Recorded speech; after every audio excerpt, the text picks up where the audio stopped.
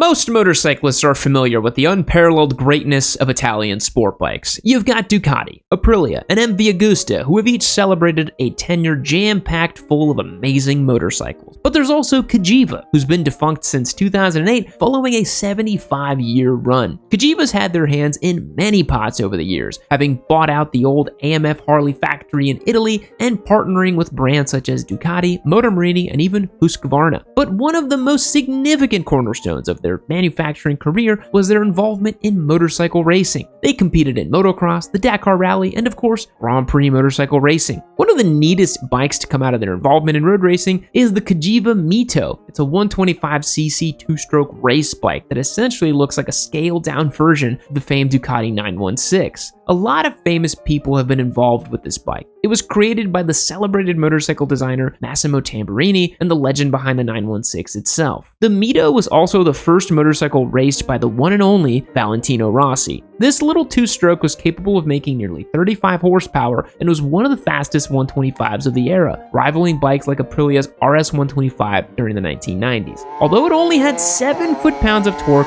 the Mito was capable of going over 100 miles an hour, which is really impressive for a 125. By squeezing out so much power from a little engine, this bike was meant to survive a race and not much else. Even with diligent and proper care, the top end would need to be replaced every 9,000 miles, if not sooner. Despite its limitations in power size and reliability, the Mito is just such a cool bike. There's something awesome about a pint-sized Ducati replica that makes it hard not to love. A 2000 Mito Evo MK2 sold at auction a few years back for just $8,000. Unless you're well versed in 90s motorcycle racing lore, you might not know of the Britten V1000, a motorcycle that I love talking about. Strap yourselves in, this one's good. The V1000 is a race bike that was hand-built by John Britten with the help of some friends in New Zealand in the early 90s to compete in the Battle of the Twins racing series at the Daytona Speedway. There, the V1000 would compete against factory race teams from Ducati and Harley-Davidson and came out victorious. The Britten V1000 had a very futuristic and forward-thinking design. Unlike superbikes of the time, the V1000 had a bespoke frameless design. It also used a double wishbone front suspension, had the radiator under the seat too. The bike was powered by a 999cc V-twin that was entirely designed by Britten. Yes, he literally made the engine. This engine was capable of producing 166 horsepower, which was pretty astronomical for the 1990s. And to really exemplify this power output, the bike weighed just 304 pounds, giving it a pretty unparalleled power-to-weight ratio. In its short production run from 1991 until 1998, only 10 units would be made, but in that time, it's had its fair share of racing accolades. It achieved multiple first and second place wins in various Battle of the Twins races in Daytona, Laguna Seca, and the Netherlands. In 1993, it earned the fastest speed record at the Isle of Man TT and the FIM Flying Mile record, reaching 189 miles an hour. In 1994, it earned first place at the Battle of the Twins in Daytona, as well as during the New Zealand National Superbike Championship. John Britton's untimely death in 1995 meant that the V1000's career would be short-lived, but in its short run, it made a significant impact in the world of racing. The remaining V1000s in the iconic blue and pink livery reside in various motorcycle museums around the world. If memory serves me correctly, there's one at Barber Motorsports Park here in America, so if you guys want to go check that out, it's local. The MZ1000S was a short-lived sport bike that was produced from 2004 through 2007 by the now defunct German motorcycle manufacturer MZ Motorrad. The MZ1000S was once MZ's flagship bike, being their largest and most powerful bike ever produced. At the time, it was actually the most powerful production motorcycle to use a parallel twin engine.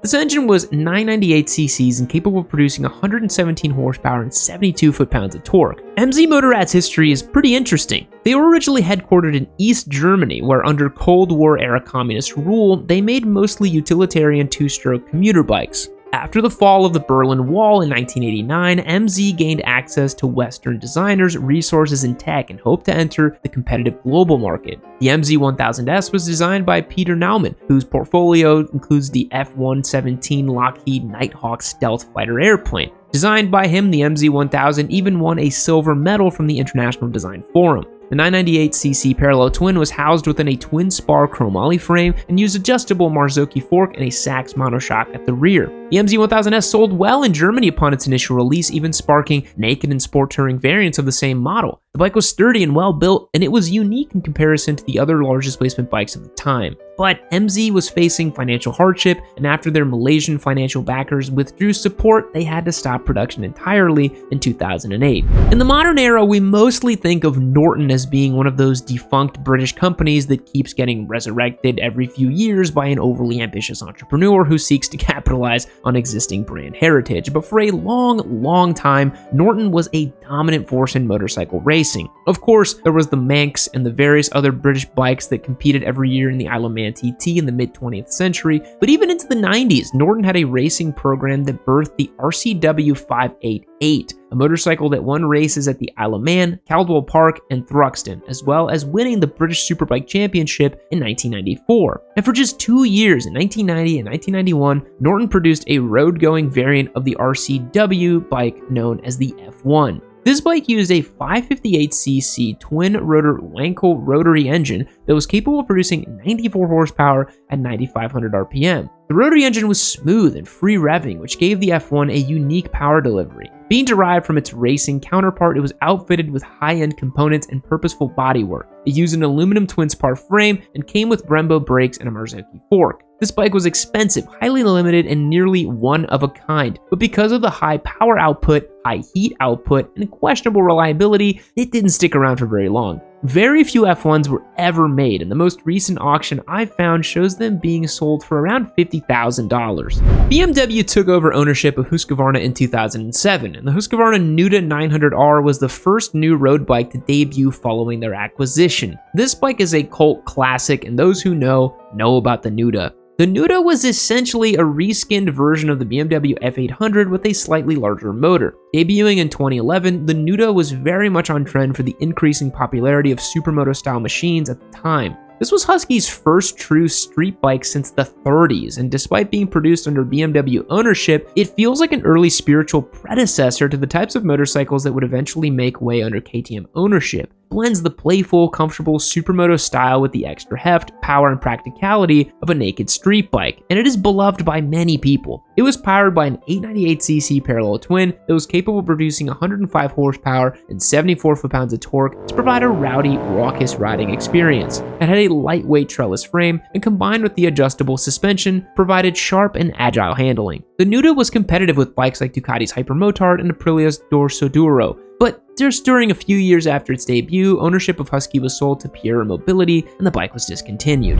Honda's no stranger to mini bikes. They built their brand on the Super Cub and since then have won over many riders with the Grom, the Monkey, and the Trail 125. But for a few short years in the early 80s, Honda built a mini bike unlike anything they've produced since. The Honda CT50 Motra was a unique and rare utility mini bike that was designed for the domestic Japanese market. Honda marketed as heavy-duty leisure bike, meaning it was meant for farmers, hunters, and outdoor adventurers who needed a compact but capable off-road machine. It was rugged and off-road focused and looked very much like an instrument of war. The CT50 had a boxy industrial design that made it look unlike any other bike that had come before or since. Its large steel frame, reinforced cargo racks, and high ground clearance made it look like a little two-wheeled tank. It was very much a departure from Honda's fun and playful mini bikes that had been marketed to suburban moms as home appliances instead of motorcycles. The CT50 Motra was powered by an air-cooled 49cc thumper that was capable of producing 4.5 horsepower at 7,500 RPM. It was equipped with a dual-range transmission that allowed riders to switch between high gear designed for road use and low gear for steep inclines and rugged off-road terrain. The Motra was only produced for 2 years, making it a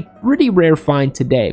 And while it didn't become a long-term success, it influenced later Honda utility bikes like the Ruckus or Trail 125. Usually, mini bikes are for riders who don't want to take themselves too seriously, but the CT50 takes itself very seriously and was meant to be an unstoppable utilitarian machine. This irony makes it revered as a cult classic among Honda simps and mini bike fans alike. One sold at auction earlier this year for $5,500, so you can definitely pick one up. The Yamaha MT-01 is probably one of the most unique motorcycles sold by Yamaha in the modern era. It was designed to hybridize the fun, sporty nature of Yamaha's naked bikes with the grunty torque of a massive air-cooled V-twin engine. The MT-01 was produced for many different global markets, but was never sold here in the US as Yamaha determined it would not be a sought-after bike in the American market. Because if history has taught us anything, it's that when a bike tries to blur the lines between a massive cruiser and a sport bike, it never ends up being that well received by American riders. The Harley-Davidson XR1200 is another motorcycle that comes to mind that tried to create a similar riding experience and just ended up falling short commercially. The MT-01 was powered by a 1670cc air-cooled V-twin that made 90 horsepower and 110 foot-pounds of torque, while the suspension and braking components were pulled from an early generation R1. This motorcycle was first unveiled as a concept bike at the 1999 Tokyo Motor Show, and strong public interest encouraged Yamaha to create a production model, which was released years later in 2005. Yamaha also took a page out of Harley-Davidson's book and sold stage 1, 2, and 3 upgrade kits for the bike. Harley guys are always like, yeah, brother, I ride an Ultra Classic Limited with Stage 3 Screamin' Eagle kit with straight pipes and velocity stacks and a cup holder and extra cushion passenger seats for deb-sensitive rear ends.